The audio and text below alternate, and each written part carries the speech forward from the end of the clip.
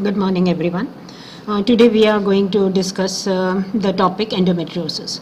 In the last lecture, we discussed adenomyosis. Adenomyosis was a condition where the endometrial cells, basically the functional endometrium, both glands and stroma, they used to invaginate the basal layer of endometrium going into the junctional zone and also in the layers of the uterine muscles, and these form cell rests, and they were functional, both responding to the both glands and stroma responding to the ovarian hormones.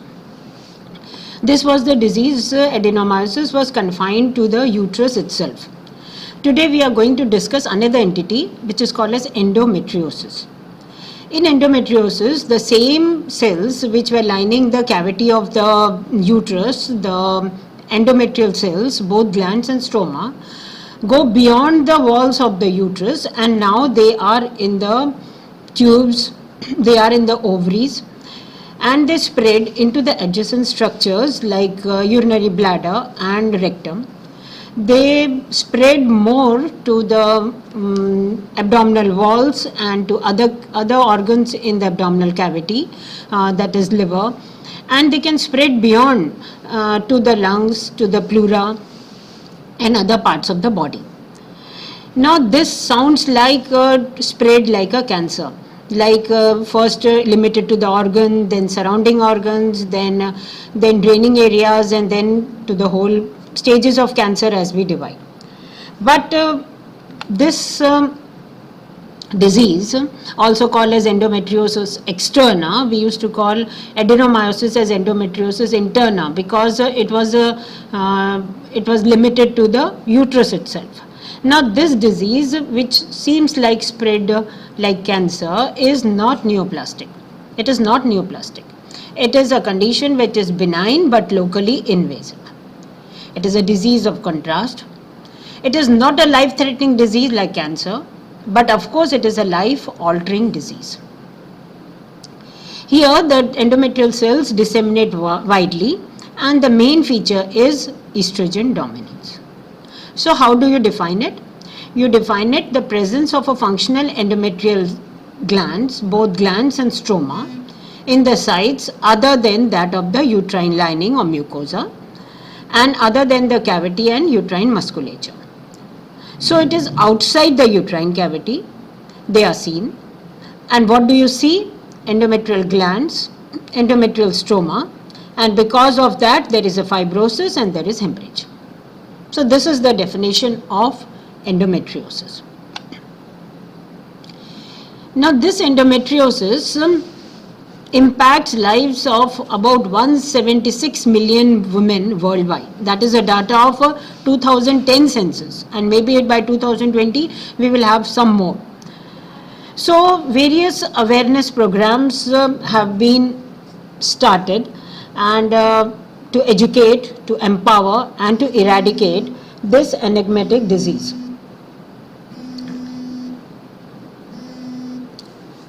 And March has been declared every year as a month for support of endometriosis, and the support ribbon is yellow for those who have endometriosis. It is of course an invisible illness, and most if you go through the literature you will find very many persons who have written about their disease of endometriosis. One of the most famous sufferers of endometriosis was Marilyn Monroe. The condition was so severe that it destroyed her marriage, her wish for children, her career, and ultimately her life. And ultimately it was a drug dependency for her. So much so is the disease. So this awareness is to put an end to endometriosis. The parameters of discussion today for the topic of endometriosis would be, we have defined endometriosis. Now how is it prevalent, what is its epidemiology, who are at risk, at what sites and locations, this is important. Then many theories which say that how this endometriosis develops, then what are the signs and symptoms by which you can find out, how do you investigate the disease, how you differentiate it from other diseases, what are the complications to it, what is the gross and the microscopic to endometriosis, and then another important comes the staging of endometriosis and how do you treat it medically and surgically, the special sites where it is, and at the end there would be some snapshots. So endometriosis externa is not life-threatening, but it affects the quality of life. So if this is the normal reproductive system, by the end of endometriosis, the reproductive system becomes like this. There are so many adhesions, there are so many cysts, there are so many disease process going on, and ultimately it affects the work, the education, the relationships, the social functioning, the reduced work effectiveness, the depressive symptoms and anxiety. So much so it affects the quality of life. It places a considerable economic burden on the families and on the society. It delays in the diagnosis because from the time it occurs to the patient finding out what is the cause and what is the treatment, there is a delay of at least 10 years.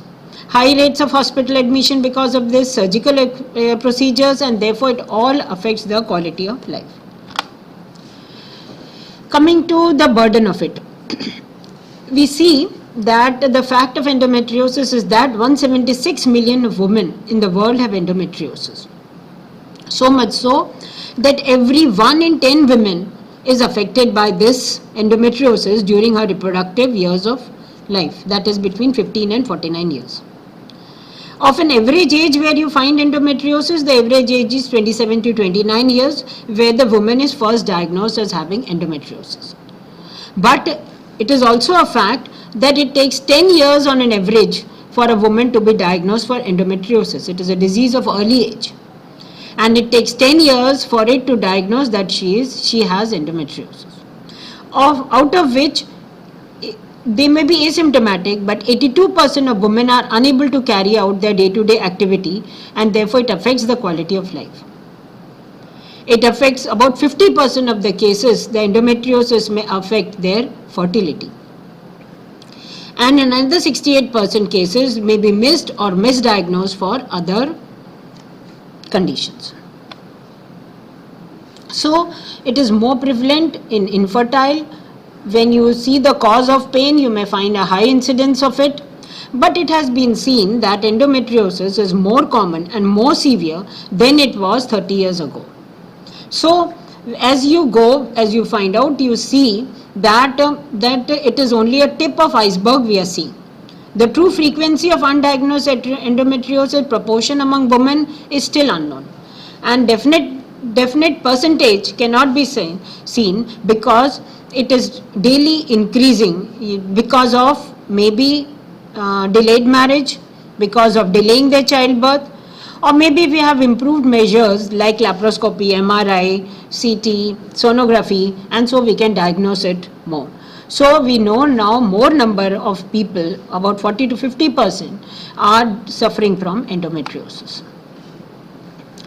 Coming to the typical age, it is about early reproductive age, that is 25 to 29 years of age. And when you see the chart, you see that about 46% of them occur less than 30 years of age.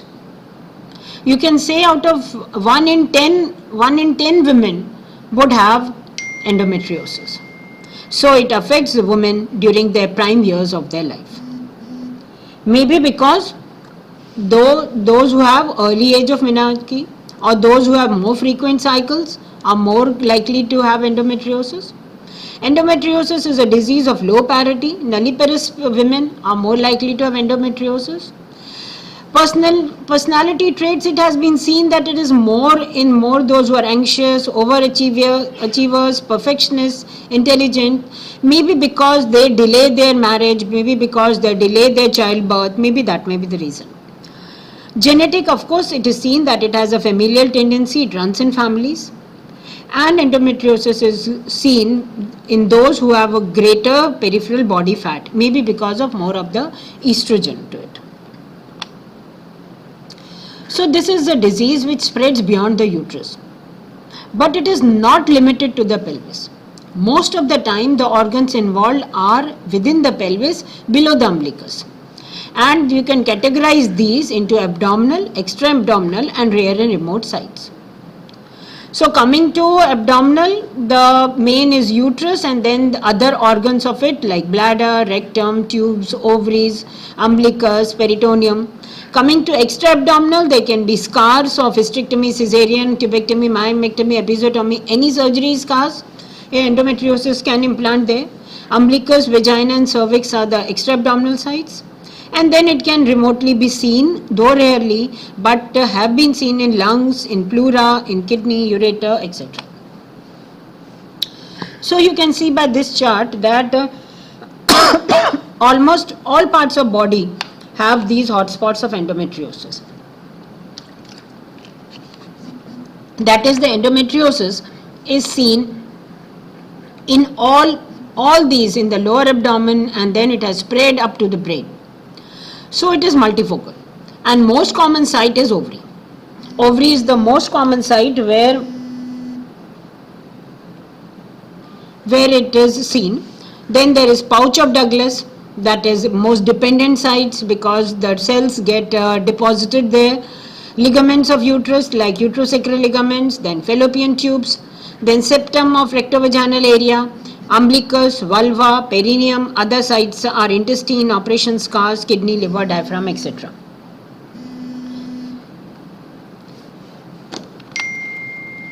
So naming these 20 sites, the most common is the ovary, it is in the topmost. So number 1 is the ovary. Then it is cul-de-sac here, that is the pouch of Douglas. Then uterosacral ligaments, because this is also the most dependent part. So these areas have more of the dependent tissues. Then broad ligament comes fourth. Then fallopian tubes, they are the next. Then utrovesical folds coming to the front, that is the area between the bladder and the uterus. Then comes the round ligaments and the vermiform appendix. These are the main areas, nearby areas, which the endometrial cells spread and they reach these areas.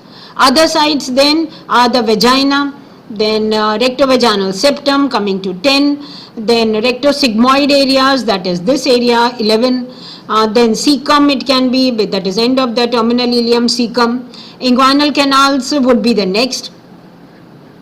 That is, this is the inguinal canal causing areas where there is inguinal hernia. Then there can be spread in the lower part, that is abdominal wall, abdominal scars, then can be umbilicus, it can be vulva. So these can be very many sites where these endometrial glands can spread. So most common is ovaries. The next common is pelvic peritoneum, that is in pouch of Douglas and in the uterosacral ligaments. The third common is in the scars, and then the deep peritoneal tissues anywhere in the abdomen and extra abdominal and remote. Also of the deep pelvic endometriosis, we divide it into anterior cul-de-sac and posterior cul-de-sac. That is those between the bladder and the uterus, and those posterior to it, that is in the rectovaginal, uterosacral and pouch of Douglas area. Coming to pelvic side walls, it involves the ureters in this region. If you come to GIT, then cecum, terminal ileum, appendix, small intestines, they all may be involved. Urinary tract, they may involve the bladder detrusor muscle and distal ureter. It can involve the chest, but it takes time, maybe long-standing endometriosis, more than 5 years. And it can be a cutaneous disease in all types of scars, abdominal wall, in the recesses like inguinal hernias. It can spread to the cervix, it can be present in the labia, vulva, vagina. These can be the sites. Having known that where it can spread, let us find out the pathogenesis, that how does it spread. Now still an enigmatic disease of which no cause is known, and at the end of it would be non-conclusive evidence, but still there are various theories which have been put forward to explain endometriosis. And the most common is the reflux theory or the cell reflux. And of course it can spread by lymphatic and hematogenous. It can be Mullerian cell rates may get activated. It can be metaplasia of the different cells of the peritoneum. And it can be by the stem cells of the bone marrow. And most important is there has to be a change in the environment, there has to be inflammatory process, and genetics play a role. So these are the various causes which can lead to ultimately endometriosis. So coming to theories one by one. One is the regurgitation theory. Now this is the cavity, this is the lining which bleeds at the time of menses, and if of any reason this outlet is blocked, or it is as such, also when it is not blocked, some amount of blood goes through the tubes and into the peritoneum. That is, there is a retrograde spread or regurgitation, which is most favored theory. It was first found out by Sampson, and this says that some amount of blood more if it is blocked, but some amount of blood, even if there is a proper flow, some of it back flows through the fallopian tubes to reach the peritoneum, and so the endometrial cells reach the peritoneum, and these are likely under favorable circumstances to cause endometriosis. So this is called as implantation theory, because there is a regurgitation of blood through the tubes retrogradally and leads to spread by implantation. The second is metastasis theory.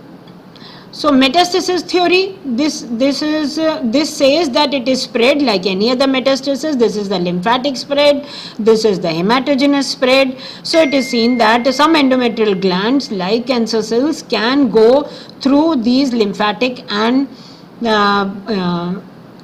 hematogenous route, and it can go to various parts of the body, and this explains why the endometriosis can be seen even in distant areas like brain. Then third is metaplastic theory. Metaplastic theory says that coelomic metaplasia occurs, that is the peritoneum or the coelom, the epithelium, the mesothelium, under the effect of these cells which has come through retrograde menstruation, they cause irritation of the abdomen, irritation of the peritoneum, so that these cells ultimately go metaplastic changes and live and be converted into endometrium. So this is the metaplastic theory. And then extrauterine stem cells or progenitor cells which are present in the bone marrow, which are the totipotent cells, which are the capacity to differentiate into other type of cells. At time they differentiate into endometrial cells, and this also is one theory of endometrium being found at other parts of the body. So these theories, one is metastasis, that is retrograde menstruation. It was first put forward by Sampson. Then there is a lymphatic spread. This theory is supported by Helben theory. Then vascular spread or hematogenous spread. The coelomic metaplasia, that is the cells in the coelom or the peritoneum go changes because of irritation. This theory was Mayer and Ivanov theory. Then direct implantation, that is seen, that is by this it goes and directly implants into the ovary. That is another. Then genetic, of course, plays a part. Immunological factors, those with low immunity have more chances. Environmental factors, we will see what environmental factors favor. And so this picture shows A is the retrograde menstruation, B is the hematogenous spread, C is the lymphatic spread, and D is the coelomic metaplasia of the peritoneum. So this Sampson theory says that retrograde flow of menstrual fluid occurs through the fallopian tubes, and these endometrial fragments get implanted into the various pelvic organs like ovaries, tubes, in the pouch of Douglas, in the uterosacral ligaments, and most of the dependent sites of the uterus or pelvis. At these sites, these endogenous hormones cause cyclic changes under the effect of estrogen and progesterone. And these explains why most of the endometriosis is found in the nearby area of the uterus, that is in the ovaries, tubes, pouch of Douglas, and in the uterovesical pouch. Now per se, retrograde menstruation is not enough. Just that spilling of that endometrial cells out of the tubes reaching into the peritoneum is not enough. It is the points in favor of it is that 90% of women have retrograde menses, but all of them do not have endometriosis. That is one. Second, the cells which reach are the shed cells, that is the functionalis layer. and the regeneration occurs from the basilis layer, which is very much there in the cavity. So these cells don't have a capacity to regenerate, and these cells which have spilled out, the functionalized cells, they can only respond to ovarian hormones, but they cannot regenerate. That is another theory. Third, in pre-pubertal also it is seen that some of the cases before puberty, before menses, also they have endometriosis. So how can retrograde menses be the cause? And of course there has to be a hormonal milieu, a genetic factor, and interplay of different factors. So what are these factors? It is said that genetics plays a very important role. To have endometriosis, these four theories which we put forward, the one in yellow, the retrograde menstruation, the transformation or induction, the embryonic cell rest which were present, the coelomic metaplasia, all can cause superficial or deep endometriosis and may be the initiating factors. And of course the spread through lymphatics and vascular may be a propagating factor. And of course the flow which has been obstructed by the uterus or the cervical canal may be the predisposing factor. But most important to cause endometriosis, is this one which is given in the peach color. That is microenvironment. A lady who has this microenvironment and these circumstances is more likely to have endometriosis. So genetics plays a part. And what in genetics? The hormones play a part, that estrogen and progesterone. There has to be an oxidative stress. The immune dysfunction has to be there with a decreased immune system. And apoptosis suppression has to be there. And these are the causes which interplay even if there is a retrograde menstruation, which is a cause per se. The coelomic metaplasia of Mayer and Ivanov, we discussed that there is a chronic irritation of the coelomic epithelium by the cells which have come out through menstruation, and these metaplasia of trapped Mullerian tissue remnants within the peritoneum itself, they transform into endometrium. That is, which is a normal coelomic peritoneum, the Mullerian tissue remnants which are there, because of the irritation, chronic irritation, they get transformed into the endometrium, and this explains the endometriosis of abdominal viscera and rectovaginal septum and umbilicus. Direct implantation, as we have seen, that endometriosis occurs where in the abdominal scars, like if the patient has undergone hysterectomy, myomectomy, cesarean, where you have cut open the endometrium while surgery, and then while closing, the cells reach up to the abdomen, and you can see the scars, abdominal scars with these endometrial tissues. And this endometriosis is also seen in episiotomy scars where after a normal delivery. Of course, in susceptible individuals. Lymphatic and vascular theory we discussed. Helben said that it is a lymphatic spread, and this explains that pelvic lymph nodes also have endometriosis as a finding. Normal endometrium metastasizes through the pelvic lymph nodes, the draining pelvic lymphatic channels, and this explains the distant sites like arms, legs. Vascular theory explains lungs, pleura, arms, thighs, etc. What is the environment playing?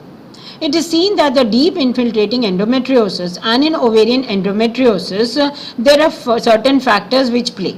Somatic mutations due to environmental factors, there may be pollutants, there may be dioxins, which are environmental toxins, such as dioxin may mimic estrogen via interacting with the estrogen receptors. Oxidative stress and inflammation. Increased oxidation of lipoproteins associated with pathogenesis of endometriosis, where the ROS, that is reactive oxygen species. These ROS cause lipid peroxidation that leads to DNA damage in the endometrial cells. So oxidative stress damage occurs because of the ROS. Release of pro-inflammatory heme products and oxidative stress signals generated from ROS cause inflammation. And this leads to recruitment of lymphocytes and activated macrophages producing cytokines and endometrial growth. So macrophage theory is supported by this. Immune dysfunction. possibility the persons with a defective immune response more common, and therefore endometriosis is more common in individuals who have autoimmune disease or decreased cellular immunity and repressed NK cell function. Apoptosis suppression and alteration of the endometrial cell fate. It is seen that familial association in first degree relatives or in twins is more common of endometriosis. The endometrial self-generation may occur through stem cells in specific niche of endometrium, and also in the bone marrow derived stem cells we have seen. So genetics play a role and apoptosis suppression play a role. So what is the role of inflammation, oxidative stress, angiogenesis, apoptosis in the pathophysiology of endometriosis is that it depends upon the type of lesion. These inflammation, these oxidative stress, apoptosis, angiogenesis will all cause changes, will all cause endometriosis, and the type of lesion, the typical lesion, or it becomes an ovarian cyst or it becomes a deep endometriosis, will depend upon these genetic and epigenetic changes. So this would decide what type of endometriotic lesion ultimately the women will have. So coming again to this diagram, interplay between the different factors, we have seen that genetics plays an important role where these are all initiating and propagating and predisposing factors. So presence of hormones, apoptosis suppression, immune dysfunction and oxidative stress all play a role, and of course genetics play a role. This is because familial genetic predisposition, first degree relatives, more in twins, multifactorial inheritance is seen. Those with autoimmune disease are more susceptible. Peritoneal macrophages remove cellular debris by phagocytosis, and inflammation of the peritoneum occurs, and these factors like cytokines, interleukins 1, TNF integrins, angiogenic factors, they all promote the endometrial cells over ectopic sites. Those with ectopic endometrium are more resistant to apoptosis, and activated macrophages also acts, and therefore that we will see further that it is a cause of infertility because these macrophages also cause phagocytosis of sperms. So this is this again the final theory comes out to be that original endometrial cell is not important. It is the epigenetic changes which occur which are the key. The genetic factors and epigenetic changes which occur, this lead to type of endometriotic lesion, whether it is cystic lesion, whether it is deep or superficial lesion, and this is the latest guideline by Fertile Sterling. Now, having known how this endometriosis occurs by various theories, let us come to what are the stages. What does these stages mean, or what stages don't mean? Let us find out what are the stages.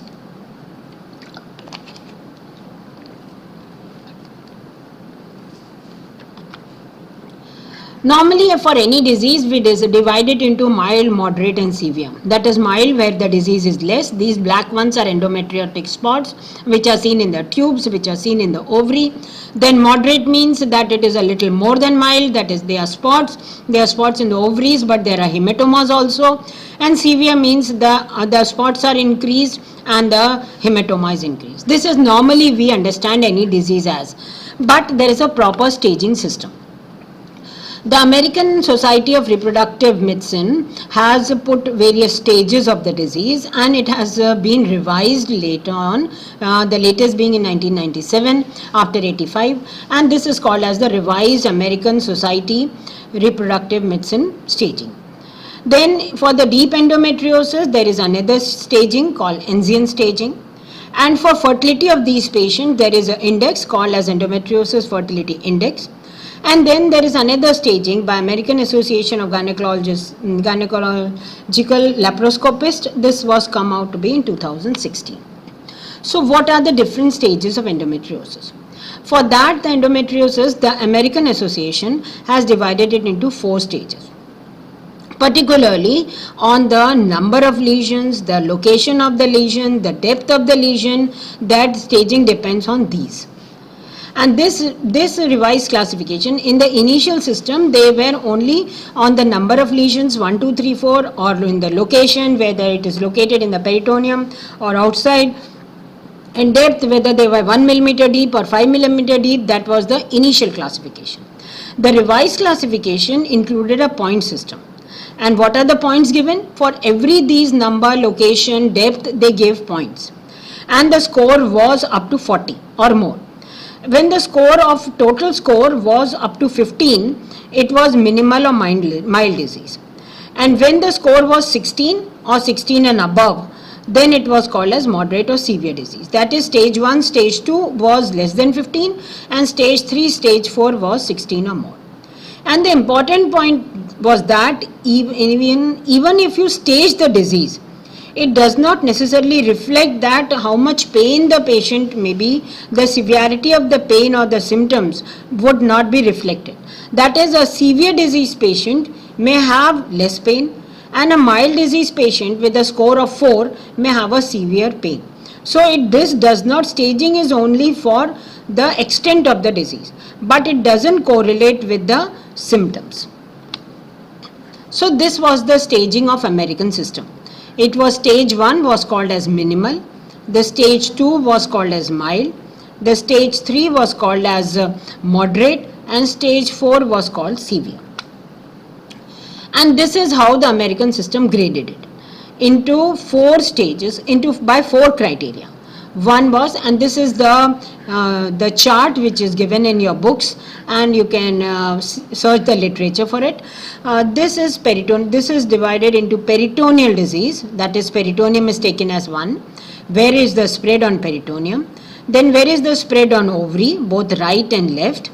Then pouch of Douglas spread, that is posterior cul-de-sac spread, and amount of adhesions which are there in these areas. And later they gave it as an additional endometriosis and associated. So how do you fill this chart? This protocol, this chart I will divide it into 3. So this point system was 1 to 40 or more, mild was up to 5, minimal was up to 15, moderate was 16 to 40, and severe was 40 to more. So this was the point system which was given. And this staging was on location, depth, on the number of cysts, on adhesions, and on the ovarian endometriosis. So in this, taking the middle part of it, taking this colored part of it, the middle part of it. So this shows that the peritoneum, the ovaries, then cul-de-sac, then adhesions on the ovaries and adhesions on the tube. And you give points to it, 1, 2, 3, 4, and then you add it up to see what is the point system, either it is 4 or it is 40. Second, the upper part of the chart, that is American Society, this upper part of the chart and lower part of the chart. The upper part of the chart, when you fill, you put the patient's name, and then you know that if it is stage 1, the point would be up to 5. If it is mild, point will be up to 15. If it is 3, then point would be up to 40. And if it is more than 40, you would call it as a severe, and you put your total score here. And then you put the date on which you have done it, and you see the procedure, whether you have staged it by laparoscopy or laparotomy or by photography, and then what are your plans of treatment and what is the prognosis you would explain to the patient. And in the lower part you would add as additional endometriosis, that is, apart from this, any additional findings you found, you got, and whether you have an associated pathology like you have adenomyosis or leiomyoma or cancer, you have an associated pathology to it. So how do you classify?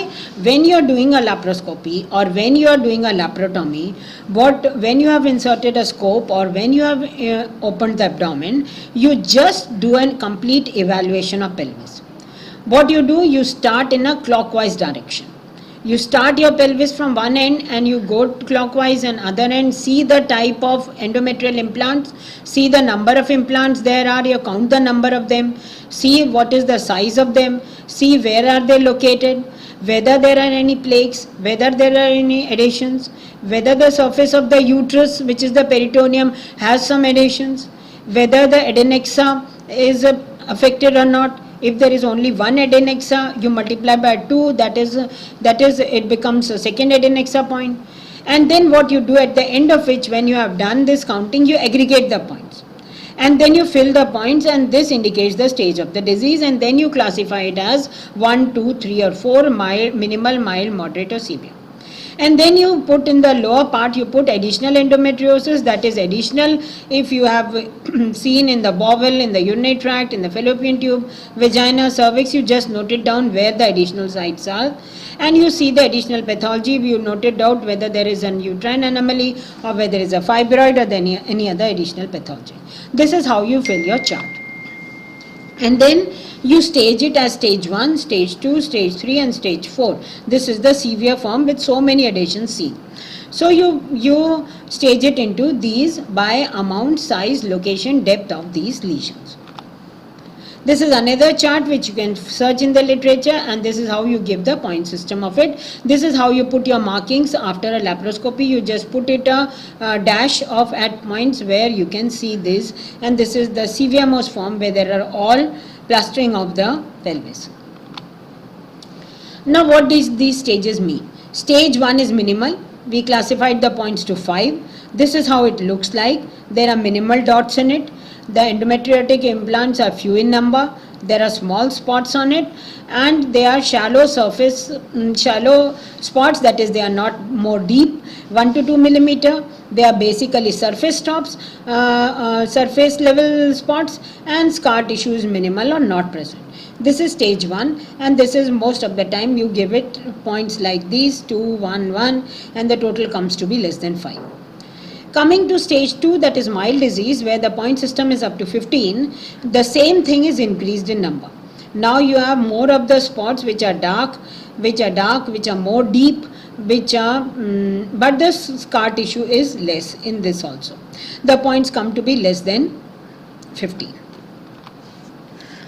The stage 3 or the moderate endometriosis. Here the point system is between 16 and 40. So this is the diagram of moderate, where the endometriotic implants become deep. There are more number of implants. They are more deep, that is more than 3 millimeter, more than 5 millimeter in their depth. And of course the involvement of one or more adnexa shows cysts in the ovary, which are dark in color, and therefore they are called as chocolate cysts. And then you can see adhesions, which are thin bands which are adhering between the ovary and the tube. You can see these adhesions between the tube and the ovary. You can see these adhesions. So this is the bands of tissue which binds the organs together, and these are called as adhesions. And then later on these become scars. So you can see scarring. You can see scar tissue when the body tries to heal these inflammation, and these scars can ultimately cause sharp stabbing pains as well as nausea to the patient, because as the uterus contracts at the time of menstruation, these also contract and cause sharp stabbing pain to the patient. And coming to the most severe form, that is where the staging is more than 40, that the endometriotic implants have become deeper, the amount of the cyst size has become larger, the adhesions have become more and stronger, and deep adhesions which are there, these are not flimsy adhesions, there are more amount of adhesions, and they are spread throughout the pelvis. So this is the most severe point, and see the points have come out to be 52 in this type of diagram. So that is points are more than 40. So this is the staging of endometriosis. Now what does this stage doesn't mean? This stages doesn't mean that it is cancer. It doesn't grow like cancer. Though it is a disseminating disease, but what happens in cancer? It first starts off in one part of the body and then spreads to distant organs. So this is escalating severity, but here the endometriosis doesn't spread like cancer. Second, it doesn't have a meaningful prognostic value as cancer, because if you say stage 4 cancer, you mean the most severe form of cancer, you mean that the prognosis is very bad. But here the type of treatment, the prognosis in endometriosis is not like cancer. Better or worse treatment would depend upon the type of surgery you do. And secondly, you cannot, in endometriosis, you cannot compare one surgery to another. So this is the difference. So even if you say that is stage 4 endometriosis, it doesn't mean that the surgery would not be helpful. It doesn't correlate with the pain. That is, the stage 4 endometriosis can have very minimal pain, and stage 1 endometriosis with the initial lesions can be very painful disease. So staging doesn't mean that it is severity because of pain. Staging also doesn't mean the infertility. That is, the stage 1 patient can be more infertile, and even stage 4 patient can have fertility. So staging doesn't correspond to the pain and doesn't correspond to infertility, and it has no prognostic value. So to find out these answers, the Endometriosis Foundation of America categorized it. And what is the categorization? The categorization, in category 1 they put peritoneal lesions, in category 2 they put ovarian lesions, in 3 deep infiltrating endometriosis, which is deep infiltration 1, and deep infiltrating endometriosis 2, that is DIE 2, which is present outside the pelvis. So in the category 1, what did they do? They saw that the peritoneum was affected. The endometriosis was, this is without endometriosis, healthy, and these are the spots, which are the redness you can see, the spots you can see, the red spots, the blue spots you have seen, and this is the first category of endometriosis. They said that is the baseline, the peritoneum is involved. In the category 2, they said that is ovarian cyst or endometrioma or chocolate cysts are there in the ovary. That is, the ovary is full of blood. In the category 3, they said that it is deep infiltrating. That is, though it is peritoneum, though it is ovary, but ovary, it has, instead of having just the lining of the ovary, it has invaginated deep into the stroma of the ovary. If it is peritoneum, it has invaded deep into the peritoneum up to 3 to 5 millimeter peritoneal tissue. Even if it is in the organs, it has infiltrated deep. So that was category 3. And then in the category 4, they had a deep infiltrating endometriosis. This is the diagram of, this is the liver, and this is the area where the liver subdiaphragmatic adhesions have been seen in the beneath the liver because of endometriosis. So it has spread to other organs. Now depending upon the types, it is called as superficial and deep. And then there is a localized lesions like endometriomas and in the abdominal wall. So what is superficial? Where the endometrial tissue attaches to the peritoneum. This is least severe form. What is deep? That is, it goes more to the depth of a particular pelvic tissue, and so much so that there is a lot of scar tissue, there is a lot of adhesions, there is a lot of fibrosis, so that the organs become stuck in one place. And when the organs like ovaries, rectum, bladder, bowels in the peritoneal cavity get stuck in one place, the condition is called as frozen pelvis. That is, it is difficult on examination to move these as they were normally there. And then there is another, and then there is a condition like endometriomas, where the endometriotic tissue is localized into cysts, and the cysts may be dark, fluid-filled cysts. They are called as chocolate-colored cysts because that is a dark-colored fluid which is inspissated blood. The serum part of it, the fluid part of it has been absorbed, and only the dark blood remains, which takes the form of a chocolate color. So it is called as chocolate cyst, and most common in the ovaries. And then there can be localized abdominal wall, as in the scars of the C-sections or hysterectomy, scars of the peritoneal wall or abdominal wall. Now, which this deep infiltrating endometriosis was classified according to the anterior compartment or posterior compartment, and whether this was also a one classification. So what was this revised classification of Enzian?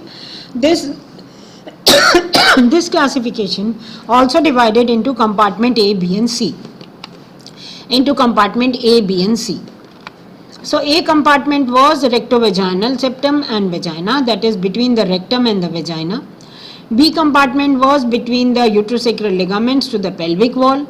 The C compartment was between the rectum and the sigmoid. And then with the severity of invasion, whether it was less than 1 centimeter, between 1 to 2, 1 to 3 or more than 3, they also divided into this, and then compartment wise they divided into which compartment it was there. And of course to the extra genital deep infiltration they gave the name F. That is deep endometriosis, the prefix F was far or foreign, that is FA was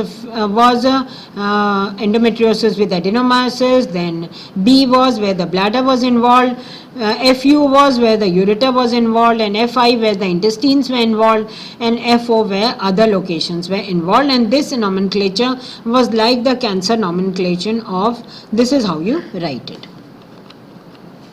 So this is FA is with adenomyosis, then with the bladder, then with the intestines. This is intestines, this is other locations.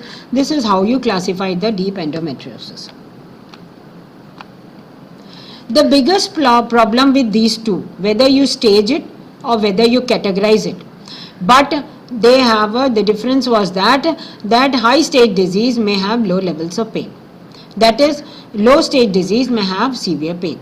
That is, the symptoms did not correspond to the staging of the disease, and therefore you cannot correlate pain by that.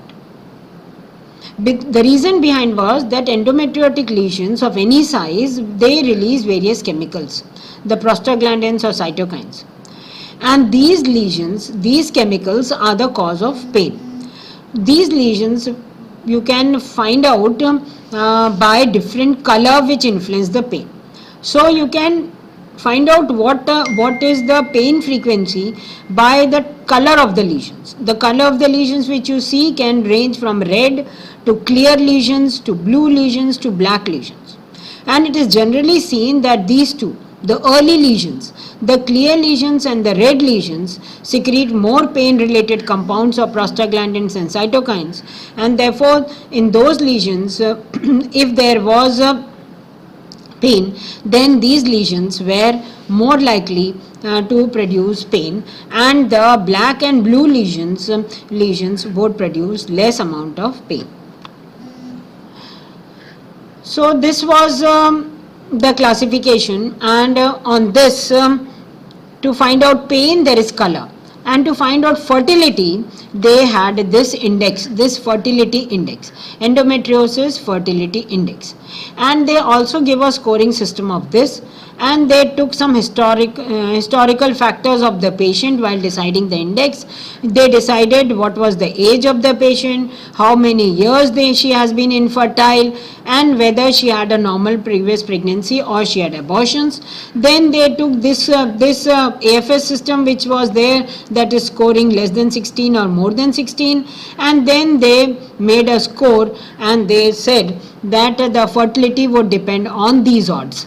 That is, your scoring, that is 16 or less than 16 or more than 16, that is mild, moderate, minimal, severe. And then age of the patient, 35 or 35 or more, the amount where she has been able to conceive, 3 years, less than 3 years or more than 3 years, prior pregnancies, abortions or full term, and then the least function score was decided. And it was seen that if the scoring was more than 4 to 6, the outlook of positive pregnancy was good, and if it was less, then the outlook for pregnancy was not good, and therefore they gave this fertility score to find out the. So they did a staging, they did a categorization, and they did a endometriosis fertility index. And of course colors we will see in the subsequent slides. Then coming to clinical features. So the clinical features, mostly these women are of reproductive age group, of low parity or nulliparous. They are the women who have had a late age of marriage or who have postponed their first conception, and they are mostly infertile. They are the women who are more an overachiever, anxious, intelligent, perfectionist, of high social status as a personality trait, maybe because they have delayed marriage and childbirth. There is a tenfold increase in the familial association, maybe genetics playing a role. Greater peripheral body fat, maybe the endogenous estrogen playing a role. And in teenagers, it is seen that there may be an outflow obstruction to the cervix or vagina. So these will produce very many symptoms. So these will produce symptoms like dysmenorrhea or chronic pelvic pain. They may produce infertility. They may produce menstrual irregularities. They may produce bowel and bladder symptoms, and they may have a painful intercourse. So the cause of pain and the cause of infertility, these are the two main symptoms of endometriosis. In adenomyosis, we added bleeding, abnormal uterine bleeding along with the pain and infertility. But here there is no outlet of flow, so there is no bleeding, and the main symptom is pain and infertility. So what is the cause of these? Overproduction of prostaglandins by COX-A2 activity and overproduction of estrogen by increased aromatase activity. These are the two causes of pain and infertility.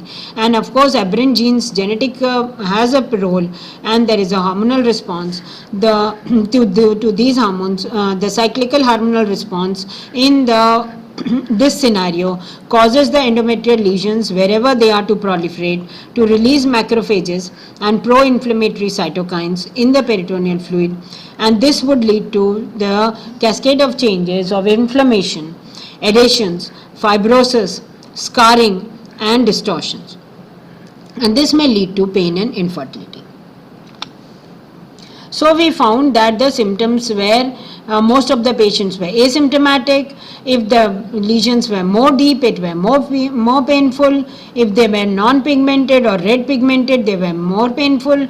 If the lesions were in the midline, they were more symptomatic, and it is the pain is not related to extent of spread as we saw in the staging.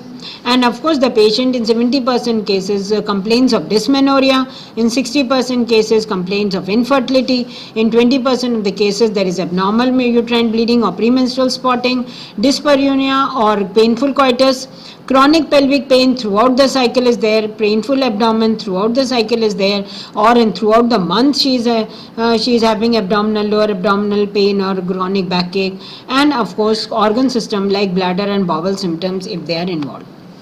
So coming to painful symptoms, she has painful periods, that is dysmenorrhea, painful ovulation, Mittelsmar's, then painful during an internal examination when you do a PV, painful sex and chronic pelvic pain. And the areas where she can find pain are very many.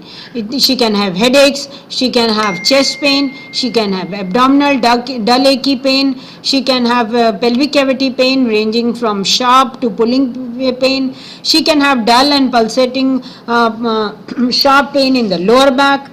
If bowels are involved and adhesions are there, she may have difficulty in defecation, and sciatica or sciatic nerve pains may be there. So all types of pains may be there in endometriosis. And of course, deep dyspareunia may be there, subfertility, and these are the factors this deep dyspareunia can cause decreased fertility and dysmenorrhea.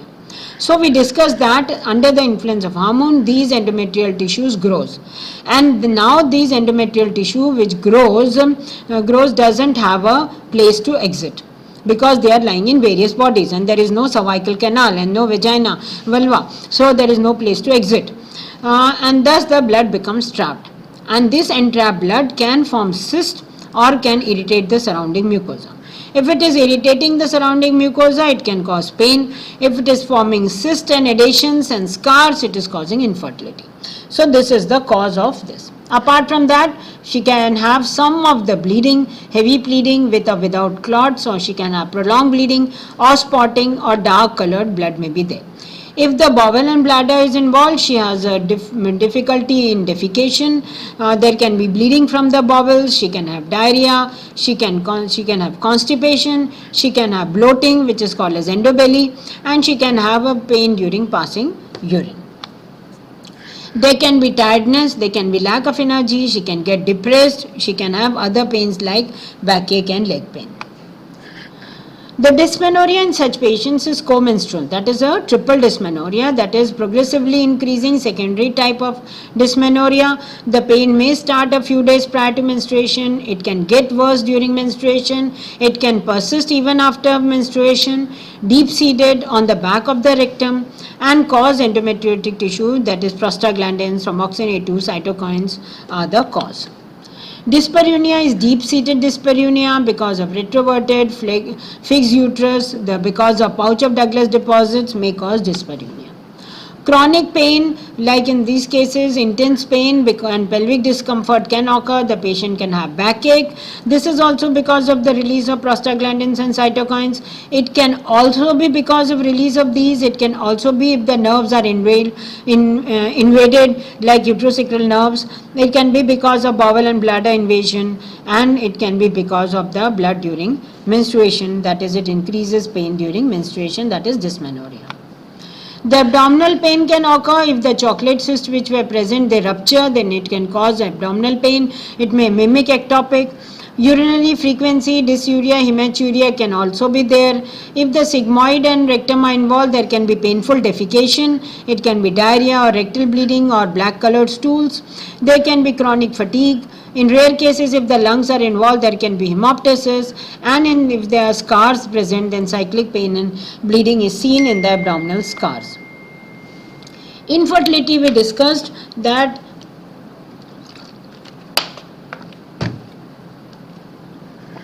endometriosis causes infertility.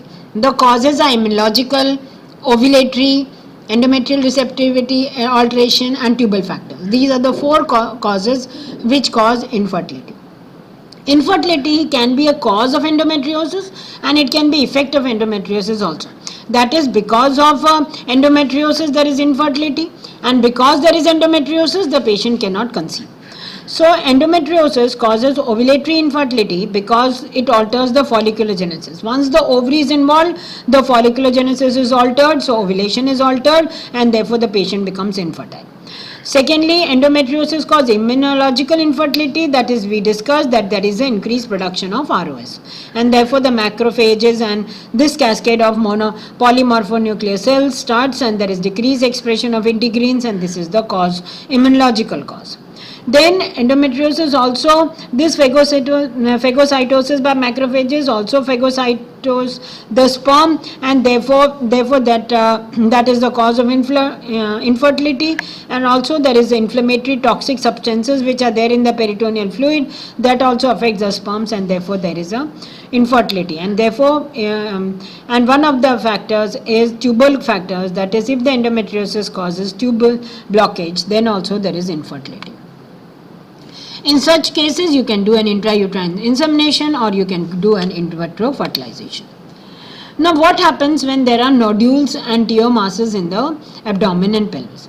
So, when the patients of such signs and symptoms which we discussed, if you do a pervaginal examination or abdominal examination in this, you can feel that there is a tubo-ovarian mass or the abdomen is tender.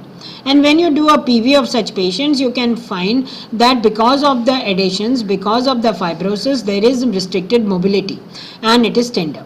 You can feel some nodules in the pouch of Douglas or in the uterosacral ligaments, and in the severe forms you can feel that it is all frozen, that is, fixed uterus is there with there is no mobility. You can have a unilateral or bilateral adnexal masses, and you on per speculum examination at times you can in thin patients see spots which are bluish or pale in color, and you can always do a per rectal examination to see whether they have been involvement of the bowel and rectum. So basis on these symptoms of dysmenorrhea, dyspareunia and infertility, you do certain tests. You do a USG, you do a MRI, you do a CT, colonoscopy for rectum, you do a laparoscopy which is a gold standard, you do a biopsy, you do biomarkers like CA125 and monocyte chemotactic protein which is raised, and CA125 also is raised. These are the biomarkers which you see. Coming to sonography, you can do a transabdominal, transvaginal, you can see endometrioma, you can see ground glass appearance, echogenicity in all the 4 compartments of the pelvis, you can see papillary projections, you can see blood flow, you can see deep infiltrating endometriosis, endorectal and endosigmoid endometriosis. But of course, you can miss also small and final lesions. MRI is do not use as a primary investigation. First do a sonography. There can be depending upon the scale you are using, there can be hypersensitivity and hypersensitive lesions. It is basically for deep infiltrating adenomyosis and endometriosis, which may detect endometriosis, smaller lesions also, which are 1 centimeter. It can distinguish endometrioma from other ovarian tumors like malignancy and dermoids, and therefore it has a 90% specificity and sensitivity in all cases of rectovaginal disease and obliteration of pouch of Douglas. But for other lesions, you can also use CT scan.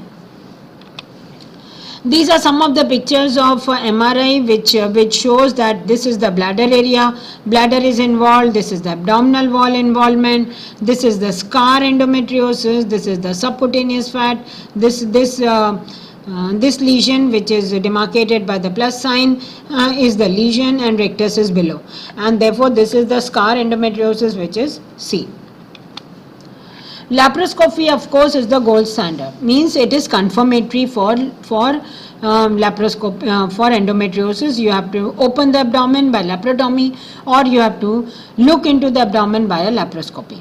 Full systematic laparoscopy clockwise estimation should be done, and this is the basis for the staging which we discussed earlier.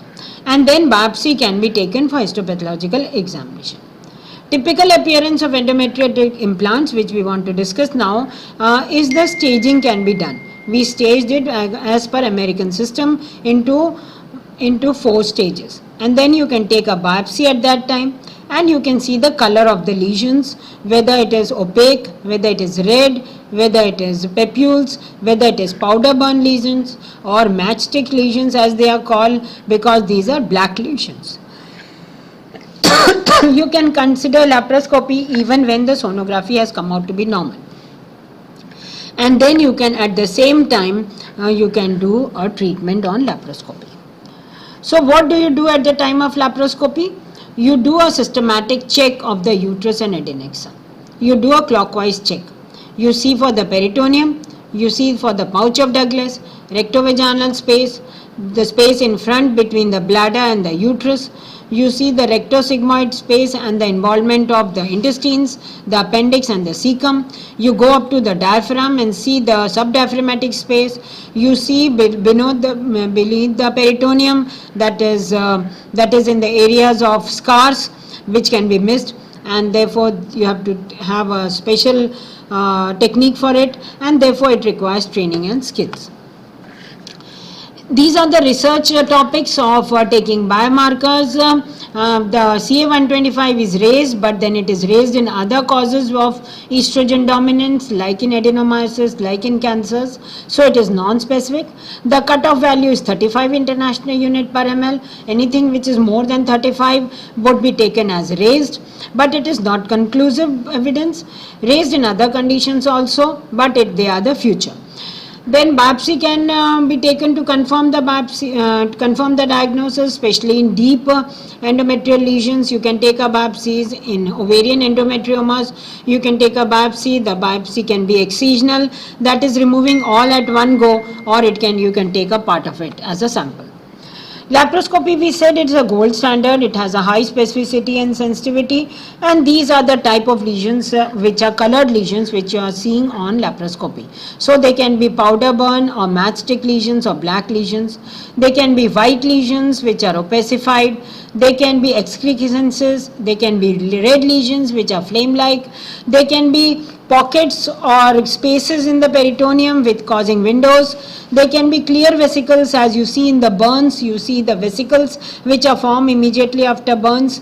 You can see yellow-brown patches, and so all types of colored lesions you can see. And you can explain the adherence, you can explain the encysting cyst and adhesions. Of course, laparoscopy has limitations, because it also depends upon the observer's skill, upon observer's technique. It depends upon correlation between the symptoms and the degree and the disease. There is no correlation between staging and fertility, and no correlation between the staging and the therapy. And therefore, you have to score it by the Revised American Society by giving some points. Maximum number of cases when you are giving points, maximum number of cases it is seen in the ovaries and in pouch of Douglas. Next common are the tubes and then the ureter, bowel and bladder. And then this is the staging which you did, and this is the points which you gave. This is the fertility score which you maintain. So how would these lesions look like? Now this is early implants these are the implants which are seen on the surface, 1, 2 and 3. The type of lesions can be matchstick lesions, matchstick head or black lesions or powder burn lesions. Then they can be red implants which can be petechial, which can be vesicular, they can be hemorrhagic, which can be flame-like. Then there can be simple vesicles which are serous and which filled with a clear fluid. Then there can be defects like scarring of the peritoneum or adhesions of the peritoneum or pockets in the peritoneum. Then in the endometriomas there can be ovarian cysts containing small amount of blood and chocolate cysts. So this is how it looks like. Concentrate on this. So this is a small lesion which is yellow in color, and then it has become a dark yellow, and then further it is a red lesion. And this is one of the lesions which can be missed at laparoscopy, which is given by arrow. This is another lesion. This is the surface of the ovary. So these are the type of implants which you see on the surface of the ovary, and they can range from very many colors. So powder burn, white, glandular, flame-like, pockets, clear lesion, yellow lesions, adhesions and cystment adhesions you can see. This is another, this is uterus has been pushed forward, and this is the black lesions which are seen. These black lesions in the intraoperative findings are the endometric implants deep into the cul-de-sac or deep into the pouch of Douglas. You have to manipulate the uterus to see these endometriotic lesions. Now what is the cause of these colored lesions? The pathogenesis behind it is that the early lesions are red lesions. These are because they are filled with blood, and later they can either become white lesions or they can become black lesions. So the advanced lesions are black lesions, and then again red lesions can convert into white lesions, and red lesions can convert into black and then white, and when these are white lesions they are mostly healed endometriosis. And the early lesions which are white along with the red are those which are latent or minor lesions or quiescent lesions. So you can have white, red, opaque white and black. You can have these colors of lesions.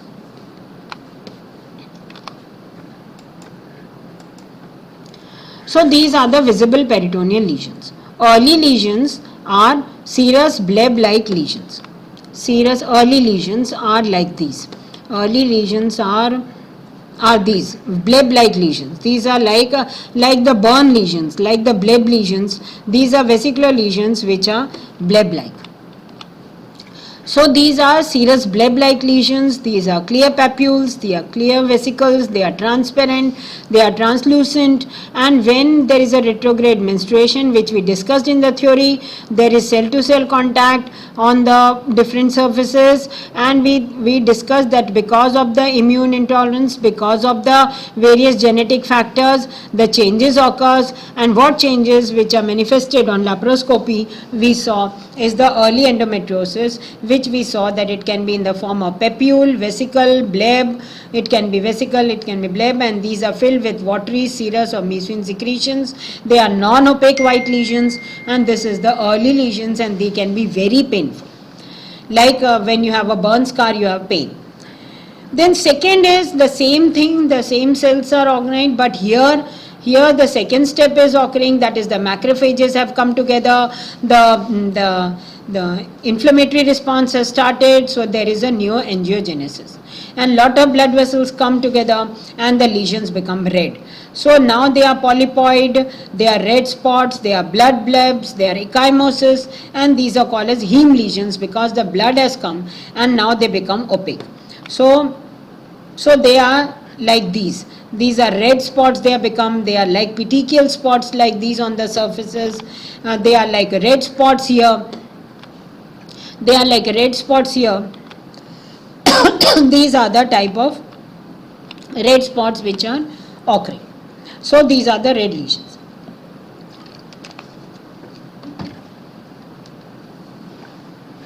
Then with time the serous part is absorbed, the blood part is absorbed, and what remains is the pigment of blood, that is hemosiderin, and the conversion into methemoglobin. So that is a hemosiderin and methemoglobin which give it a black color to these cells which are laden with the hemosiderin and methemoglobin. So these are seen as black spots, brown spots, blueberry spots, powder burn you call it, matchstick burns you call it, hemosiderin laden burns you call it, and these are the lesions which are the black lesions. So what you see is like these. These are the hemosiderin laden or black lesions which are seen. These are the black lesions which you see. These are the powder burn lesions which are seen. These are the black lesions. These are black lesions. These are black spots which you can see. So this is the black lesions. And at times these become, with further time, they become fibrosed. That is, they adhere to different organs, and these lesions become yellow, yellow brown, or instead of clear white, they became opaque white. And then there is puckering, that is, they pull together the tissues together and get puckered, and then the further degradation into bilirubin and biliverdin occurs. So these become white lesions, but they are opaque in color. So these are the early lesions which appear. Over time these change their colors. Over time they become powder burned or pelvic organs or peritoneum spread. This is one of the diagrammatic representation on laparoscopy of powder burn. This is raspberry spot, a single spot which is seen on laparoscopy. These are vesicular lesions which are seen on laparoscopy. These are subdiaphragmatic lesions, the upper left hand corner photograph. Subdiaphragmatic scarring, see the white area, the same area has become white, so it has become scarred in this area. This we will be discussed that the ovaries have come together. So much so that adhesions have and the two ovaries have come so near that it is named as kissing ovaries. Then there are peritoneal adhesions. See the white areas which are the peritoneum has adhered to it, to various structures. So there is a scarring and opaque lesions, the stage 4 lesions. These are vesicles, these are peritoneal black deposits. These are vesicles lesions. See the vesicles here, here, here. These are vesicular lesions. This is the powder lesions in the tube. This is ovary. White is the ovary. This is the fallopian tube. So powder lesions, matchstick lesions are in the tube. This is dense adhesions which has occurred. This is again powder burn lesion. This is again raspberry spots. This is raspberry. This is red plus black lesions which are present at the same time. This is dense adhesions have formed in these pictures. Dense adhesions, this is a severe form of endometriosis in all 4 and 5 pictures which are there.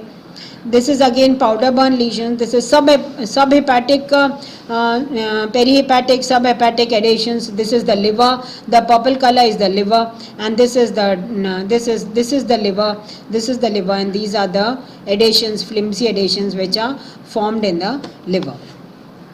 Adhesion like appearance, you can see this is one organ, this is one organ, and these are the bands, thick bands which have occurred in these lesions, these bands. This is all puckering has occurred so that the posterior rectum has been pulled. This is uterosacral ligament, this is uterosacral ligament, here is the uterus, and in the pouch of Douglas this has puckering has occurred, that is the intestines have become stuck to it.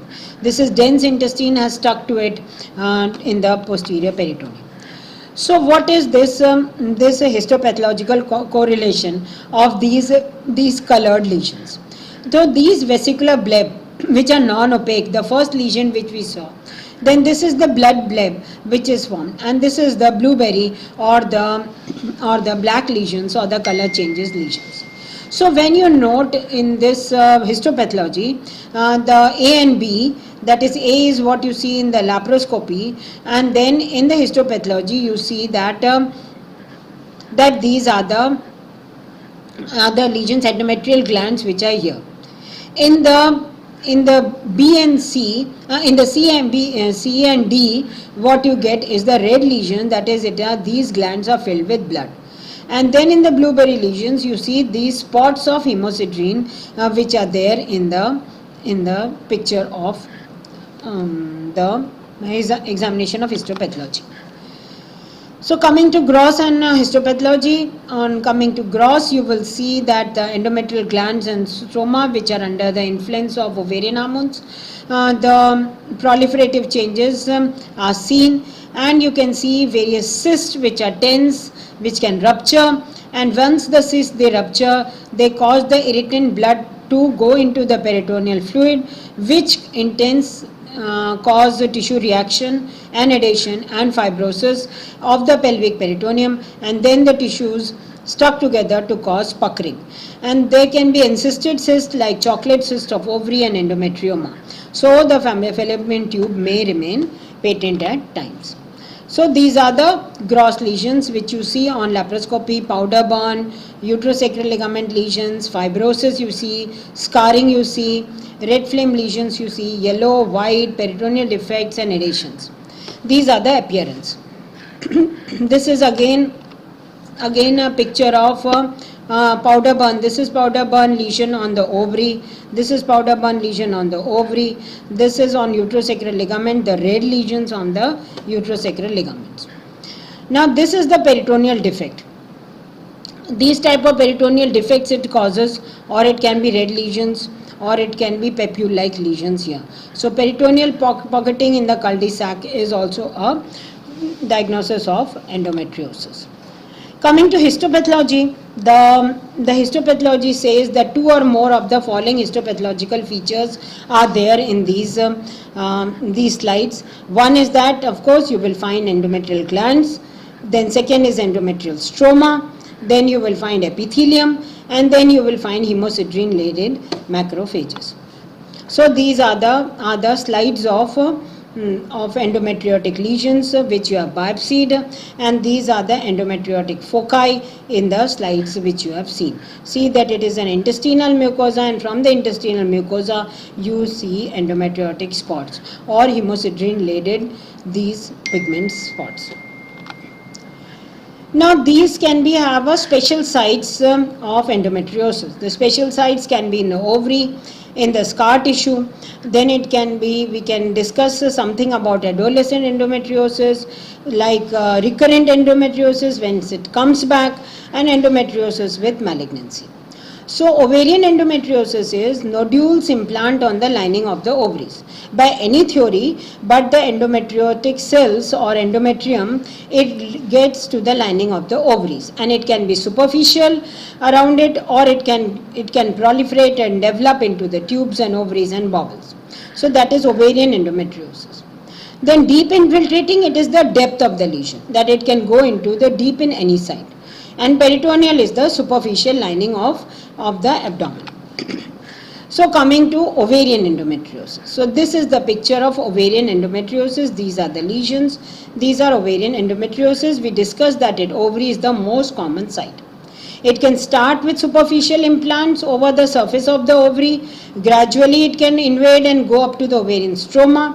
And these endometrium glands and stroma respond to the hormones, the progesterone and the estrogen, and they can become encysted and become enlarged. The serum becomes absorbed, the blood becomes inspissated, and it becomes dark chocolate colored, and then you call it as chocolate cyst of the ovary, which is diagnostic pathognomic of endometriosis, and mostly they are benign.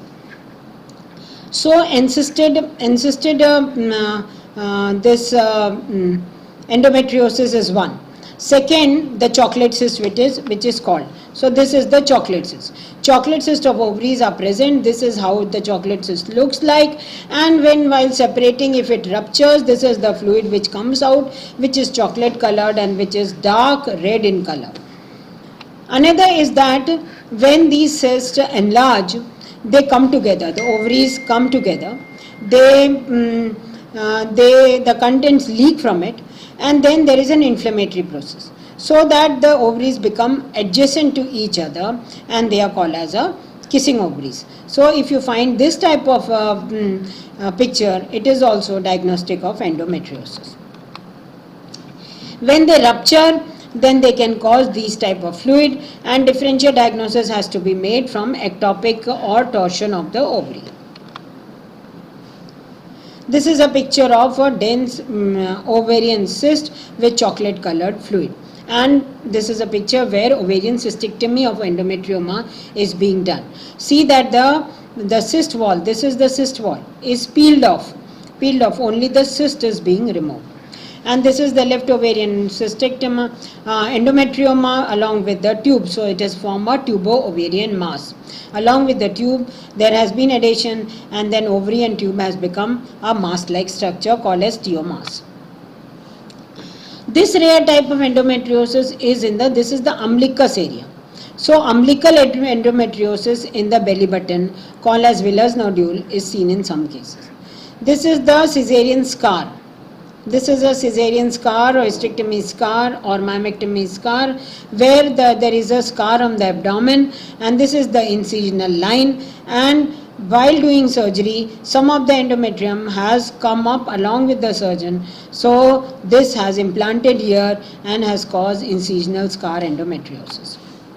Scar endometriosis is rare, non-specific symptom. The diagnosis may be delayed or misdiagnosed. The incidence is less than 1% and is often iatrogenic transplantation of the endometrial implants, but can be because of stem cell risks. It can occur after surgery, 3 months after surgery, or maybe up to 10 to 12 years after surgery. Then there is an entity called as recurrent endometriosis. What is recurrent endometriosis? That once you have finally done with the treatment of endometriosis, years after that, the endometriosis may recur in that patient. And that is recurrent endometriosis. After complete medical and surgical therapy has been given, the symptoms may come back. And the same symptoms may present with pain and infertility. And this is mostly where the disease has been very aggressive, and post-operative recurrence has been seen as most as 21% of the cases at the end of 2 years, and can be up to 50% cases at up to 5 years even in the expert hands. There is an entity called adolescent endometriosis. The girls of 13 to 19 years of age also have presented with endometriosis. And the main symptom in these cases are chronic pain, dysmenorrhea, and absent from the school.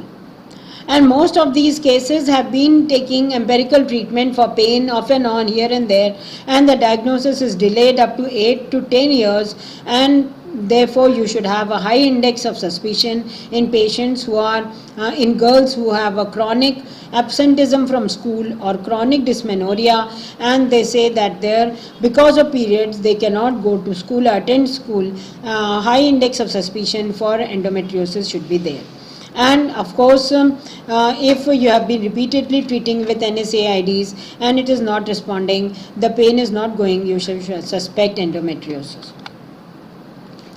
The possibility of endometriosis is because of Mullerian anomaly. Suppose there is an outflow obstruction and the blood cannot come out of the cervix. So there is a retrograde spread and there is a progressive dysmenorrhea in such patients.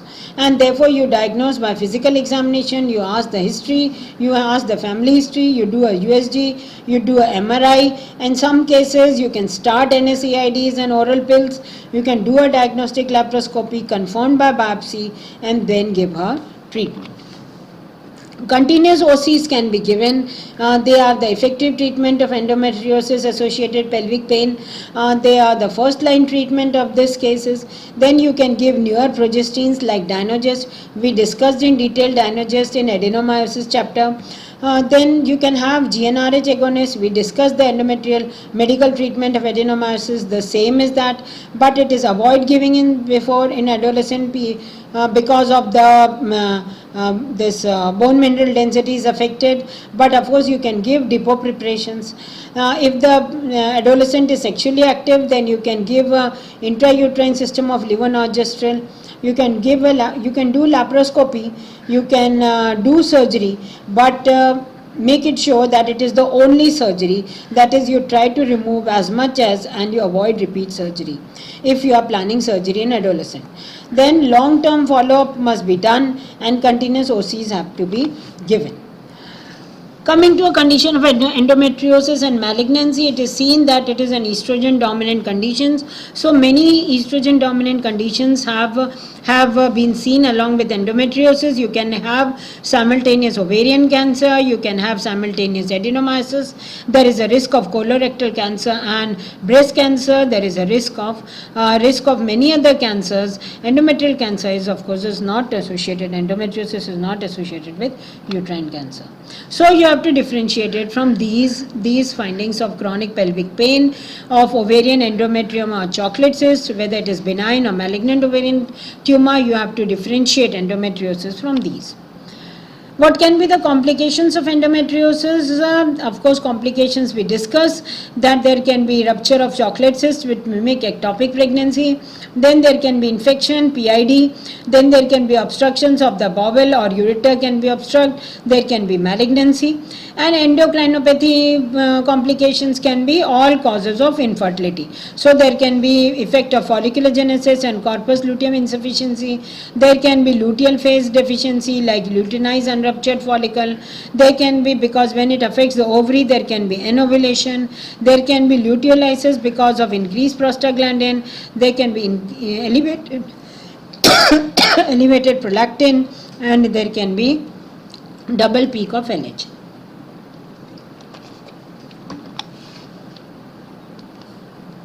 So coming to treatment, you have to explain to the patient that she has to live well with endometriosis, as there is no complete cure of endometriosis, to ask her to live well with endometriosis and maintain her quality of life. So various factors, these are the factors which depend on what is the choice of treatment you give. It starts with age of the patient, whether it is adolescent, whether it is reproductive age, whether she has completed her family. Then it depends upon how much painful it is, how much extensive it is, whether she wants fertility or not. You will have to explain that when your type of treatment you are giving, of course it carries some risk, of course it has some side effects, and it is very costly treatment because it goes for a long time. So what is the checklist? You have diagnosed it by laparoscopy and then find out what is the prime symptom, whether it is only dysmenorrhea you are treating, whether it is infertility you are treating, chronic pelvic pain needs to be treated, whether there is a localized pain like a bowel pain or urinary tract pain or pain because of other sites, you are treating those, or because you have just incidentally found out and there had been a mistake in diagnosis in ultrasound and the patient has menorrhagia and therefore you are treating it. So you have a checklist of what you are treating. Now what are the modalities of treatment? We discussed that it has to be it can be preventive, it can be curative, and it is a progressive disease. It can progress for 10 years or more. So what are the modalities? You have a symptomatic treatment. What is the symptomatic treatment? You relieve the pain, you give prostaglandin inhibitors, you give paracetamols, you give NSAIDs, you give antidepressants. So what is the medical treatment? We discuss in adenomyosis, you give, since it is an estrogen dominant, we give progestins. You can give plain progestins, you can give it depot preparations, you can give intrauterine systems, you can give combined with oral pills, you can give danazol, you can give Dynogest, you can give GnRH, you can give an add-back therapy. So this is, we discussed in detail in adenomyosis. The same holds true with the endometriosis. And of course there can be a surgical treatment. The definitive treatment would be hysterectomy, but then there can be diathermy, laser vaporization, removal of the cyst of the ovary, and there can be pre-sacral neurectomy. So because surgery is the mainstay, we discuss surgery first. So what is the surgery we are doing? We are giving a surgical care which is broadly classified into conservative surgery, that is you are preserving the fertility of the patient. Semi-conservative surgery, when your reproductive ability you are removing, but ovarian function you are preserving, that you are not removing the ovaries. And then radical surgery is that you are removing total abdominal hysterectomy with bilateral salpingo-oophorectomy. So what are the key points is that you are elevating these symptoms. And then you have also seen that the staging does not correspond to the symptoms. And you have confirmed it by laparoscopy. You have not mandatorily done biopsy, but it helps you in your diagnosis. And then minimal what you will be doing is you have to treat the pain and fertility. Moderate to severe endometriosis, what you are doing, you are trying to restore the pelvic anatomy. So whatever adhesions, you try to remove those adhesions and scars, and what this is done by, what we will see is ablating and excising of the implants. And when it is very severe type of, then you do a hysterectomy, those who have completed the childbearing. So doing a hysterectomy. So this is the hysterectomy, which is the you are preserving the tubes and ovaries, and you are removing the uterus, and this is done laparoscopically or laparotomically, or by doing a laparotomy, and what you are doing is that removing of the uterus. So you have removed the disease, and by laparoscopy, you know that it is a gold standard. You diagnose it, and at the one sitting only you can remove it. You can do a surgery where you have removed the fertility, but you have preserved the ovarian function, or otherwise you can do a definitive surgery by removing this also, or you can combine it with the hormones also. You can do it in one sitting to diagnose and remove.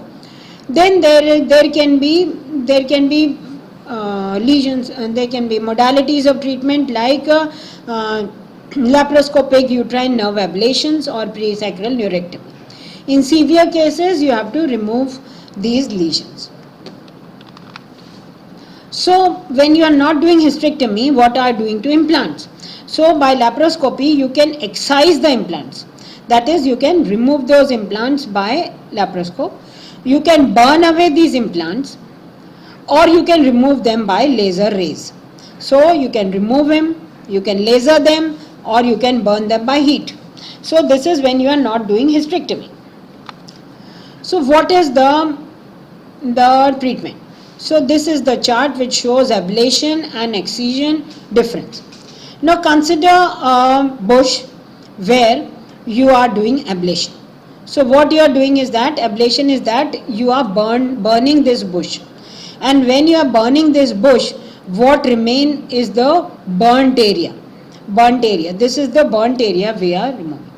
The same is what you are doing is ablation. You are burning or vaporizing these endometriosis at the surface. This burning can be done by heat gun. This burning can be done by heat burn. That is, you can put heat or you can put laser. So this can be done at the, but the roots, see the roots remain here. The roots remain, and so that it can regrow. This can be cause of recurrent endometriosis. So that it can cause additional scarring. See the scarring it is occurring, the black area. This is the scarring which is occurring. This is the heat which has dissipated. So the surrounding weeds also are scarred, and then they can grow back. So they can grow back. So this is the ablation which you are doing. And what is the excision? Synonymous to it is trowel. That is, you are just cutting it out, the lesion at the root. So they are removing it from their root, and can be done with the surgical tools also. So here what you are doing is that you are removing the whole lesion by a knife or by robotic assisted or by laser. You are removing the whole of the thing, and that is, there is no chance of regrowth. So this is the excision which you are doing. Now what are the pros and cons of both? Now when you are burning this field, when you are removing it, it is less expensive. It is likely to cover more area. You can burn it at one go. It requires a shorter recovery time. It provides you short-term relief. It is less invasive, and you can get many surgeons for doing it. So you can burn the whole field easily in one go. And the pros of excision is that it is long-term relief, it is total removal, allows pathological diagnosis, lower rate of recurrence, and high precision has to be done. So these are the advantages of both. And what are the disadvantages of ablation? Is that you saw that it can regrow, there is recurrence, complete treatment is not done, recurrence can occur, there is higher potential of complication, high risk of heat damaging the surrounding tissues. Suppose it is in an area where there are vital tissues surrounding, so vital organs can be. And when you have burned these lesions, you have nothing for histopathology, so there are no specimen for histopathology. These are the disadvantages. What are the advantages? Which are the disadvantages of excision or trowel? Is that it is more expensive, you require more surgeons for it, and it is not guaranteed that complete removal is done. You have just dug it. It is more invasive. Few surgeons can do it, and there is a long recovery time. So this is the type of treatment you give in hysterectomy. Now there we discussed two more treatment: laparoscopic uterine nerve ablation and presacral neurectomy. So what you are doing? So these are the areas in, this is the uterus, tubes and ovaries, and this is the uterine artery, and here there are the nerves which travel in the uterosacral ligament. So these are the nerves. So what you do is that you ablate it here. So what you do is that is the laparoscopically you do a uterine nerve ablation. You interrupt the pain nerve fibers. It is seen that the transmission of pain occurs through neural pathways via the Franklin-Hurst plexus. And what you do is that when you feel nodularity in the uterosacral ligaments, you feel the uterosacral ligaments, you can easily feel these nodular structures, and if you feel nodularity, you know that that you can ablate these lesions here. And therefore the pain nerve fibers in this lesion are ablated, which are at the level of third sacral vertebra, and then you can ligate these lesions, and therefore you can decrease the pain. This is presacral neurectomy at third sacral vertebra. Of course, the vascular injury can cause, the vascular injuries can occur to the sacral artery and vein which is lying there, and long-term constipation because of bowel lying there can also occur. Coming to medical treatment. So this was one laparoscopic uterine nerve ablation of uterine nerve, and presacral neurectomy was second, that is before the sacrum you do a sacral neurectomy. Now we have discussed surgical. Now we are coming to medical treatment. Medical treatment we discuss is progesterones and only progesterones.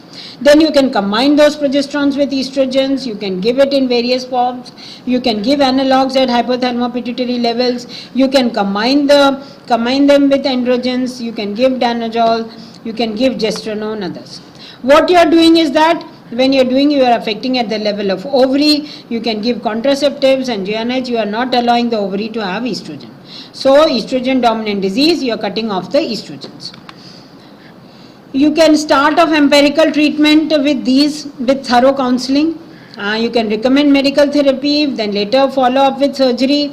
You can do a long term, that is one way of giving medical treatment. You first start with medical treatment, then do surgery. Or you can do surgery and later you can do long term therapy with medical treatment. Or those who refuse surgery, you can straight away start medical treatment. What medical treatment you are giving? You are giving pain relieving, you are giving oral contraceptives, and you are giving GnRH. What about NSAIDs? The mefenamic acid is the NSAID. You can use oral contraceptive pills.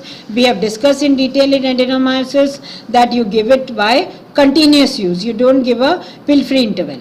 Then you can give vaginal contraceptive ring. You can give transdermal patches for endometriosis associated pelvic pain. You can give plain progesterones like medroxyprogesterone acetate. You can give dipoprogesterones. You can give Dynogest. We saw that designer synthetic progesterone. You can give Dynogest as 2 mg per day. It acts at the hypothalamo-pituitary level. Then you can give subdermal implants. You can give gestrinone, which is an antiprogesterone, and you can give LNG IUS system as a second line. We discussed GnRH agonist also, and now I am adding the term add-back therapy. What is add-back therapy? So GnRH agonists are are available as leuprolide, goserelin, and what you are doing is that when you give injectable preparations of 1 month, 3 months, what you do is you act as the hypothalamic pituitary level. They block the receptors of FSH and LH, and there is no production of estrogen and progesterone by the ovary. But you can give it for only 6 months. If you give it GnRH agonist for such patients for more than 6 months, then you have bone mineral density problems, or you have an hypoestrogen dependent hypoestrogenic stage, or then you have problems of bone mineral density. So what you can do is that you can go do a add-back therapy of hormones in such cases, because endometriosis is a long disease. You can't treat it in 6 months. You may require 6 years to treat it. So you can have an add-back therapy when you have to give GnRH for say 12 months. So it is not, GnRH agonists are not recommended for adolescent endometriosis because bone mineral density would be affected earlier in life. And when you are giving GnRH, you have to supplement with vitamin D and calcium like calcitron. When you are giving a add-back therapy for 6 months and more, you can add 6 picograms per ml of estradiol.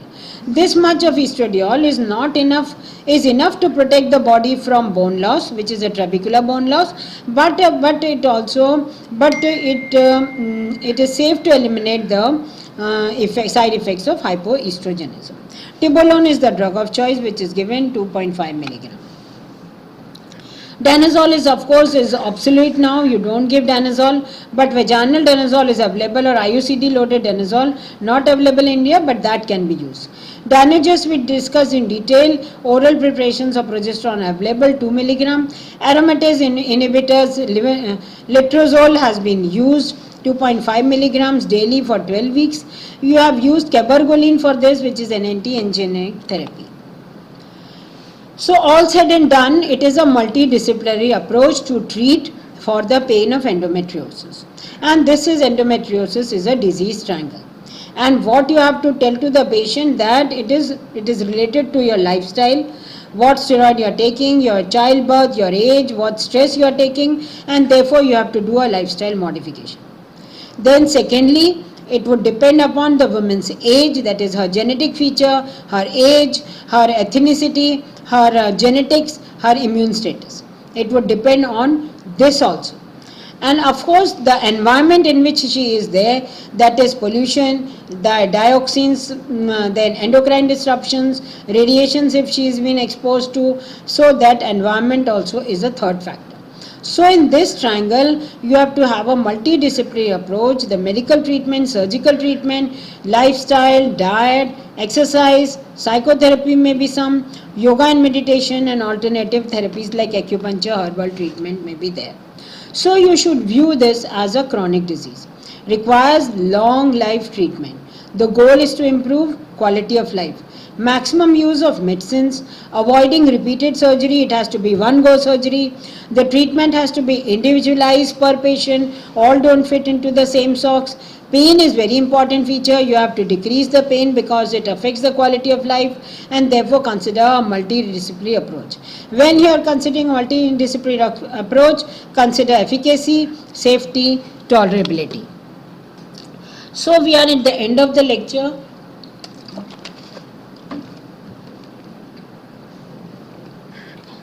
These are few slides which once the patient presents to you, suppose it presents with chronic pelvic pain, it presents with dysmenorrhea, dyspareunia, cyclic GI effects or cyclic urinary effects or infertility. So then you have to suspect. So these are the sign symptoms. Then take into consideration her pain, her symptoms, her priorities, her quality of life, her work, her cultural background, her physical, her psychosocial, emotional status. Then assess that. Keep in mind that pain is the important symptom, and when you do a pelvic examination you see. Then you subject that patient to diagnosis. When you are doing the diagnosis, you subject her to MRI and CA-125. You do a transvaginal scan. So do not do a pelvic MRI and CA-125 in the first go. You do a transvaginal ultrasound, and then you see by trans-abdominal also approach to see various other involvement in the bowel, bladder and ureter. Once you have done a sonography and then you subject her to MRI, and even if the ultrasound is normal and the patient has symptoms, then you do these two, MRI and CA-125, and then you assess it by other investigations, say by laparoscopy. And when you are doing laparoscopy, you have to do a staging.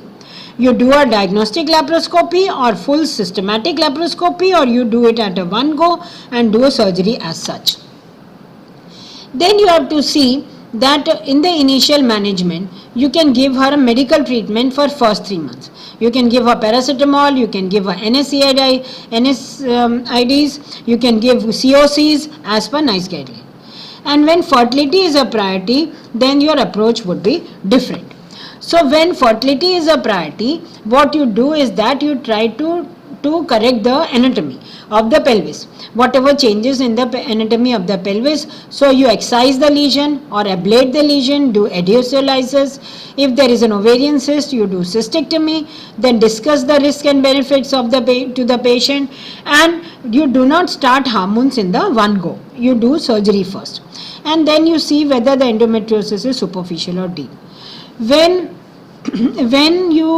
fertility is not a priority, then you can consider hysterectomy also, you can consider hormonal treatment also, depending upon how much it is.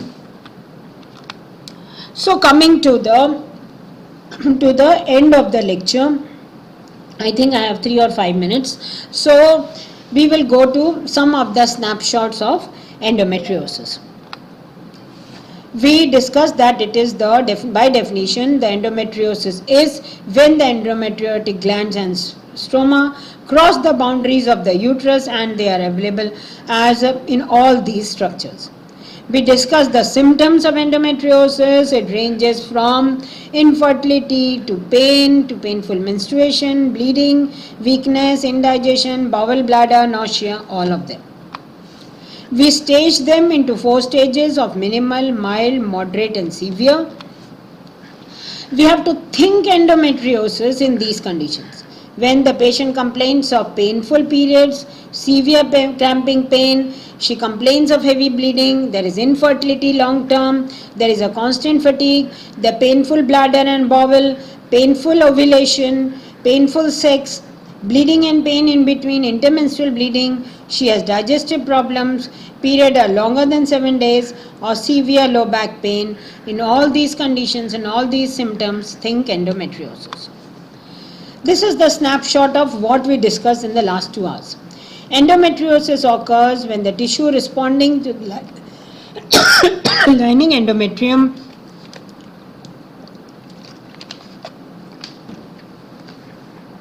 grows outside the uterus, attaching itself to other pelvic and abdominal organs, causing scarring, causing lesions, causing adhesions and causing cyst. Common symptoms we discussed. The epidemiology we discussed, that it takes about 10 years average time for diagnosis. It is genetic, that is, it is found more in the high risk in close relatives. It loss woman hours, that is it affects the quality of work, that is quality of life. So many hours per week are lost. So many currency or so many cost treatment. Then it causes 50% infertility. We discussed that 1 in 10 women have endometriosis, which is significantly higher, and worldwide the data says that it is so many million women are affected. We divided into stages. We treated it by medical and surgery. For medical we use progesterone and IUCDs, pills and treatment. For surgery we use ablation or removing. What were the myths was that hysterectomy or childbirth is the cure. That is, if you remove the uterus, you will not have recurrent. It is a myth. If you have children, it is a myth. Missing school and work due to pain is normal. You should not neglect that. School absenteeism should be taken, and this is not normal. You should see that it can be an abnormality. And level of pain relates to stage of the release. We found out that it is also not correct. So the fact remains that there is no cure, that it is not normal, that stool missing is not normal, and you should consult the doctor. And then pain does not always correlate with the severity is the fact. Society stigma, there is lack of research, there is lack of awareness, there are lack of diagnostic methods available. It is women are forced to remain silent about their menstrual cycles. The doctors also are misinformed. Women, that it is considered as a taboo in the society. There is insufficient sex education, so they don't know that they are suffering from endometriosis. That what can be done and can't be done for endometriosis. What can be done? You can do laparoscopic. That is, it is a definite way. And all type of endometriosis and biopsies can be taken. What can be done is an MRI. Sensitive MRI, deep infiltrating endometriosis can be found out. You can do a sonography. So now you have a transabdominal and transvaginal scan strongly suggested for endometriomas and ovarian endometrioma. For those which cannot be detected, there is MRI. What can't be done is that pelvic examination is very not diagnostic. You can feel irregular cysts, you can impossible to know that endometriosis is the cause. If you do a pap smear, it is for cervical cancer, you cannot find endometriosis.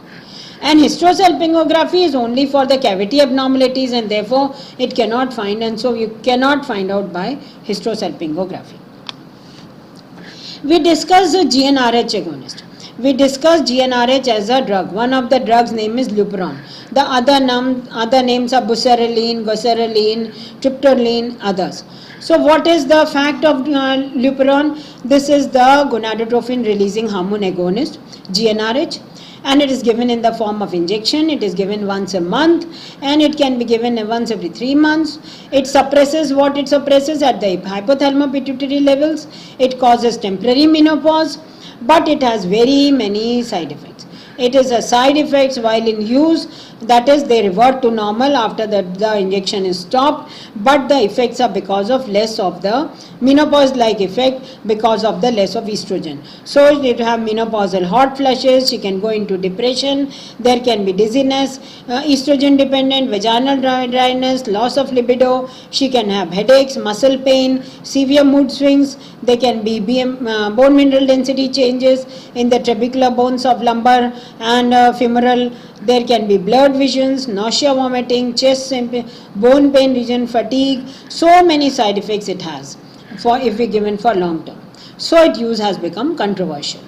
And then it has a long term which effects also have been reported. So we have started using Dynagest. And coming to the last point, that we are all talking of COVID-19, and still there are cases of endometriosis with COVID-19 where the patients continue to bleed, there are surgeries are on hold, the OPDs are on hold, and so what can such patients do? So they have to extend their birth control pills if they are taking. They have to avoid added pain and excessive bleeding. They can look for IUCDs and implants and injection as an option. They have to be taking the drugs over the counter. They can use topical analgesics. They can have heat pads and alternative methods to decrease their pain. They can stay in touch with their doctor by telemedicine, and they can by free clinics. And of course they can do yoga, meditation, friend supports and close for their mental well-being. So in the era of COVID-19, the patients of endometriosis can resort to these and of course it is a challenge to the medical fraternity. Thank you so much for patient hearing, and with this we complete the topic of endometriosis. This would give you attendance for 2 days, Monday and Thursday. Thank you so much.